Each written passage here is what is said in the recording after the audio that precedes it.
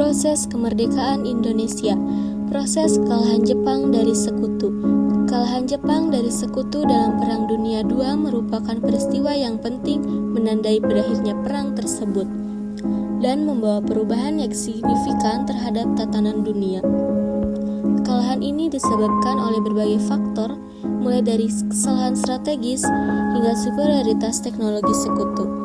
Negara-negara sekutu, terutama Amerika Serikat yang memiliki keunggulan signifikan dalam hal sumber daya manusia, kekuatan industri, dan teknologi militer. Amerika Serikat mampu memproduksi kapal perang, pesawat terbang, dan persenjataan lainnya dalam jumlah yang jauh melebihi kapasitas Jepang, serta memiliki keunggulan dalam hal intelijen dan strategi perang. Penggunaan bom atom oleh Amerika Serikat di Hiroshima dan Nagasaki pada bulan Agustus 1945 merupakan pukulan telak bagi Jepang. Dampak bom atom tidak hanya menghancurkan kota-kota besar di Jepang, tetapi mengguncang moral rakyat dan pemerintah Jepang. Peristiwa tersebut menjadi simbol ketidakberdayaannya Jepang dalam kekuatan sekutu. Peristiwa Rengas Dengklok pada tanggal 16 Agustus 1945 sekitar pukul 3.30 dini hari, para pemuda diam-diam memasuki rumah Soekarno. Kerusuhan pecah antara kelompok pemuda dan Soekarno, membangunkan Fatmawat dan Guntur. Soekarno kemudian meminta Fatmawat dan Guntur bersiap meninggalkan kediamannya. Kedua mobil diparkir di depan rumahnya, salah satunya untuk mengantar Hatta. Perjalanan dari Jakarta ke Rengas Dengklok memakan waktu sekitar 1,5 jam. Perjalanan sepi dan gelap, tapi untungnya pengemudi memakai seragam peta untuk menghindari keributan selama perjalanan. Rombongan tiba di asrama peta, di mana mereka bertemu dengan Sokando Umar Basan, tempat tinggal sementara Soekarno dan Hatta.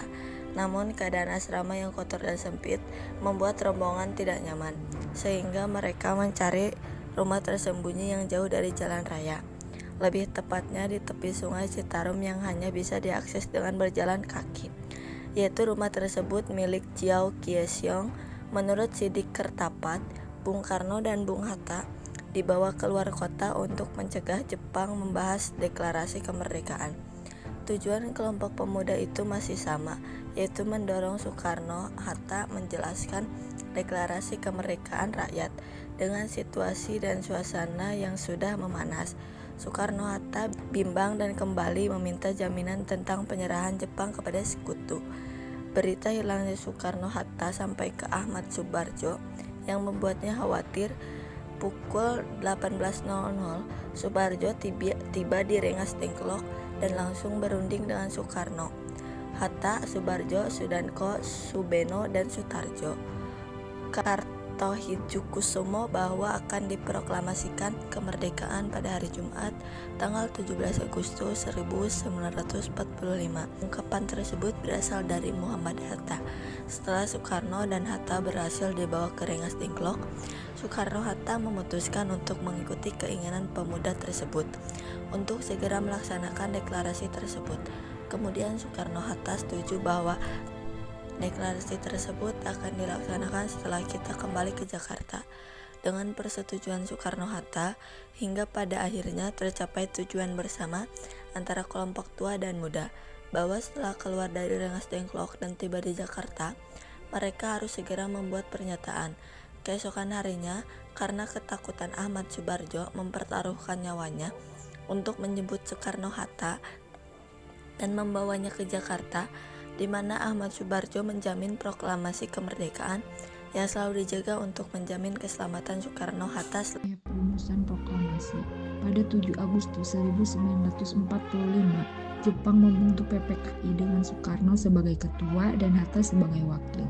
PPKI bertugas mempersiapkan kemerdekaan, tetapi Jepang tetap ingin Indonesia berpihak pada mereka dalam Perang Asia Timur Raya. Terjadi perbedaan pendapat antara kelompok pemuda yang ingin kemerdekaan segera diproklamasikan dan Soekarno-Hatta yang ingin membahasnya dalam rapat PPKI pada 16 Agustus. Akibatnya pada 16 Agustus 1945, kelompok pemuda menculik Soekarno-Hatta ke Rengas Dengklok untuk menjauhkan mereka dari pengaruh Jepang. Setelah negosiasi, mereka kembali ke Jakarta dan menyusun naskah proklamasi di rumah Laksamana Maeda. Pada 17 Agustus 1945, Proklamasi Kemerdekaan Indonesia dibacakan di Jalan Pengangsaan Timur nomor 56 dan kemudian keesokan harinya 18 Agustus 1945, PPKI menetapkan Undang-Undang Dasar 1945 mengangkat Soekarno-Hatta sebagai Presiden dan Wakil Presiden, serta membentuk Komite Nasional untuk membantu pemerintahan. Proses kemerdekaan Myanmar. Perjuangan rakyat Myanmar menuju kemerdekaan dan demokrasi telah melalui berbagai fase dan dinamika yang kompleks. Selama bertahun-tahun, Myanmar dilanda kenangan negatif atas pengembalian militer di negeri Seribu Menara. Kudeta ini hanyalah satu dari beberapa kudeta yang terjadi sepanjang sejarah. Tatmadaw dan militer Myanmar sering mengambil kendali sejak kudeta pertama pada tahun 1962. Setelah kudeta 2 Maret 1962, pemerintah militer dan pemerintah satu partai diterapkan di Burma, sekarang Myanmar. Selama kudeta pemerintah sipil, AFPFL Perdana Menteri UNU digantikan oleh Dewan Revolusi Bersatu yang dipimpin oleh Jenderal Ne Win hingga tahun 1987, ketika stabilitas sosial, ekonomi, dan politik terus menjadi tantangan bagi kekuatan sipil dan militer. Permasalahan yang dihadapi militer Myanmar berkontribusi pada kekecewaan masyarakat terhadap militer selama 1 dekade. Pada awal abad ke-20 mulai muncul gerakan-gerakan nasionalisme di Myanmar. Salah satu tokoh penting adalah Aung San yang memimpin perjuangan untuk kemerdekaan. Organisasi seperti Burmese Nationalist Party mulai muncul untuk perjuangkan kebebasan dari penjajahan Inggris. Setelah Perang Dunia II, Inggris setuju memberikan kemerdekaan kepada Myanmar pada 4 Januari 1948. Myanmar secara resmi memperoleh kemerdekaan dari Inggris dan menjadi negara merdeka dengan sistem pemerintahan yang demokratis. Aung San memainkan peran besar dalam perjuangan kemerdekaan dan berusaha menyatukan berbagai kelompok etnis di Myanmar. Namun ia dibunuh pada 19 Juli 1947 sebelum dapat melihat negara merdeka sepenuhnya. Proses kemerdekaan Vietnam. Setelah Ho Chi Minh memproklamasikan kemerdekaan Vietnam pada 2 September 1945, Vietnam menghadapi tantangan dari Prancis, Sekutu, dan pasukan Kuomintang. Ho Chi Minh terpaksa berstrategi dengan membubarkan Partai Komunis Indochina dan membentuk Lien Viet untuk menggalang dukungan. Perundingan dengan Prancis gagal, sementara Prancis mendirikan pemerintah boneka di Vietnam Selatan di bawah Bao Dai. Meskipun demikian, perang gerilya terus berlanjut, diperparah dengan politik adu domba Prancis dan intervensi negara barat. Tahun 1949 menjadi titik balik bagi Vietnam setelah RRC berdiri, mendirikan dukungan militer dan strategi perang gerilya. Akibatnya Prancis semakin terdesak, kehilangan banyak pasukan, dan mengalami krisis ekonomi, memperkuat keyakinan Vietnam bahwa perang berkepanjangan adalah kunci kemenangan mereka. Proses kemerdekaan Filipina. Pada tahun 1890-an, Gerakan Nasional Filipina mulai menunjukkan sifat radikal, terutama melalui Katipunan yang dipimpin Andres Bonifacio setelah digantikan Emilio Aguinaldo pada 1897. Gerakan ini beralih menjadi nasionalis. Aguinaldo membantu Amerika mengalahkan Spanyol pada 1898 dan memproklamasikan kemerdekaan Filipina. Namun Amerika tidak mengakui dan malah menjadi penjajah baru yang lebih kuat. Di bawah penjajah Amerika, nasionalisme Filipina mengadopsi strategi non-kekerasan yang berujung pada pembentukan Partai Nasionalis pada 1907 oleh Sergio Osmeña, Manuel Goinjo, dan Manuel Roxas.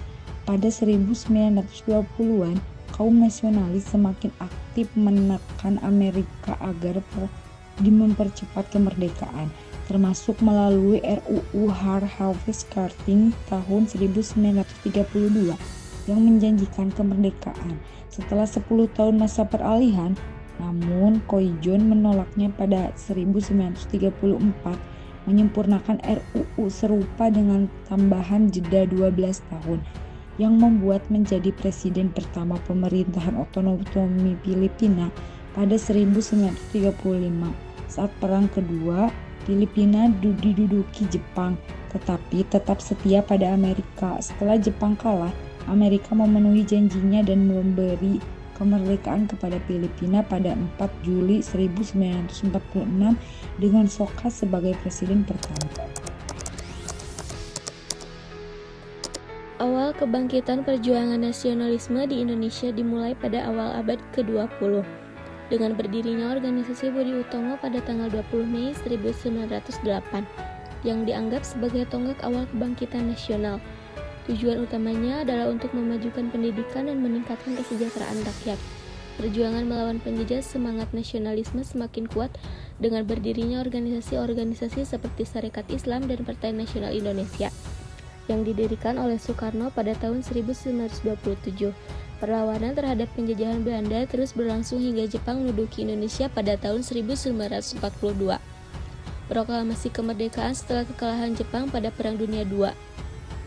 Soekarno dan Muhammad Hatta memproklamasikan kemerdekaan Indonesia pada tanggal 17 Agustus 1945. Perjuangan dilanjutkan dengan menghadapi agresi militer Belanda hingga pengakuan kedaulatan Indonesia pada 27 Desember 1949.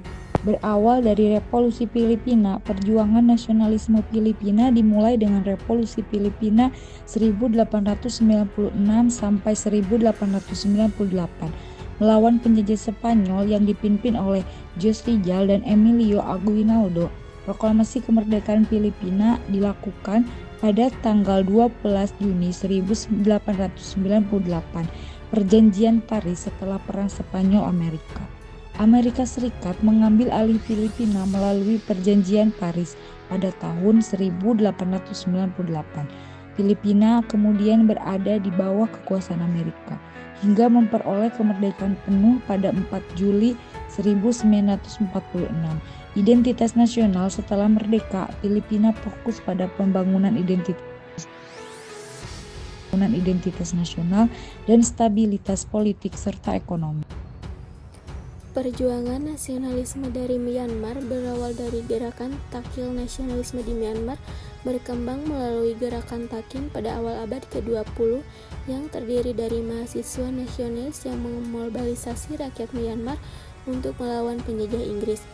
Perjuangan melawan penjajah dipimpin oleh Aung San. Gerakan Nasional Myanmar berjuang untuk kemerdekaan yang akhirnya dicapai pada Januari 1948 setelah Perang Dunia II dan pendudukan Jepang. Identitas nasional setelah kemerdekaan, Myanmar berusaha memperkuat identitas nasional dan membangun stabilitas politik serta ekonomi. Perjuangan nasionalisme Vietnam berawal dari perlawanan terhadap Prancis. Nasionalisme di Vietnam berkembang melalui perjuangan melawan penjajah Prancis yang dipimpin oleh Ho Chi Minh dan organisasi Viet Minh. Kemerdekaan Vietnam diproklamasikan pada 2 September 1945. Perjanjian